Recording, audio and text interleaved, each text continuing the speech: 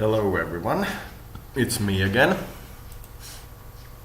Aki from Ringforth, and this is the 6th podcast, and for today's topic we will pick immigration and my political stand on it, and refugees specifically. The problem with the current situation is that the people who caused these people to become refugees in the first place are almost always given preferential treatment when they arrive in the country where the refugees as well are. Meaning that the people who instigated the war that caused these people to become refugees will be given preferential status over the refugees themselves when they come into a new country. That's because the kind people don't have the resources to work the system over like the unkind people do.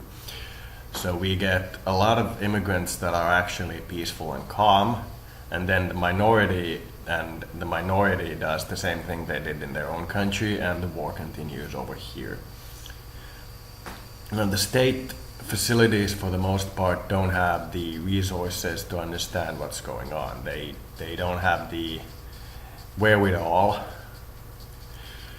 to be able to defend the immigrants who are peaceful from immigrants who are not peaceful. They don't have the resources to deport a large group of people all of a sudden because they realize that they supported the other side in the war and we prefer for them to not be here. So we end up in a situation where the people who actually applied to be refugees aren't given freedom over here either. So most of the people are peaceful. Most of the people are well-meaning and want to do their own things at their own pace. But the violent minority is so violent that it doesn't matter, and this has been the case throughout history. This is the same reason why we can't at the moment have a Nazi party anywhere that gets any kind of respect, because the people who were the violent minority fucked it up for the rest of us. A party about the state coming first and you coming second is nearly inconceivable in the current situation.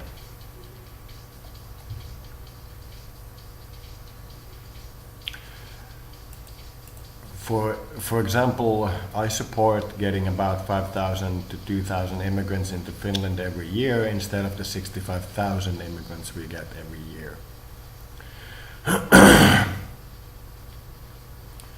5,000 we could fairly well integrate every year without there being problems, but something like 65,000 is too high a number for us to integrate well.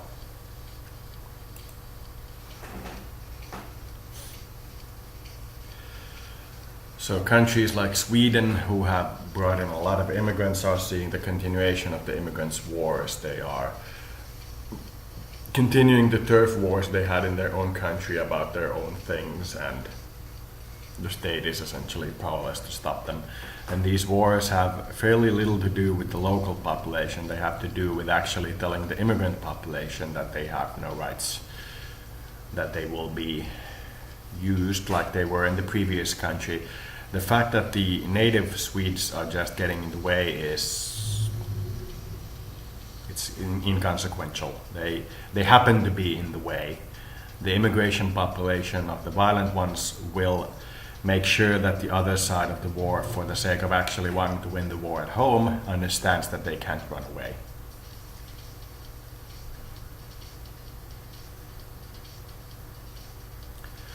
So unless when people immigrate into this country or into any other country, unless we can figure out their stance on the wars from the standpoint of other immigrants who have come before, there's little hope of achieving peace.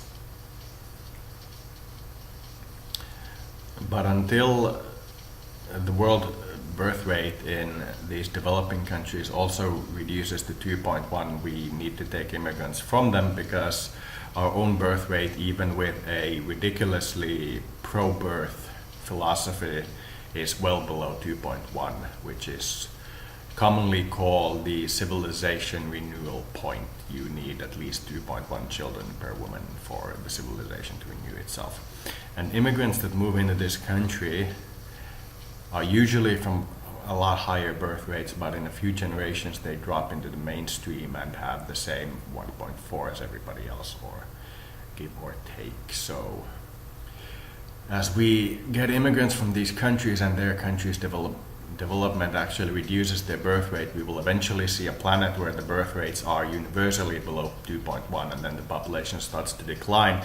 At that point we'll see the actual immigration wars, but that won't be for another 100 years or so.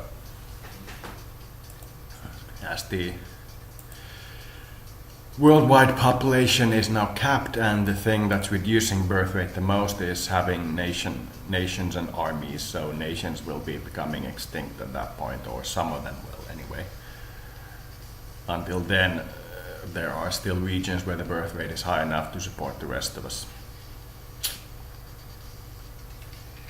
Alyx, Vance!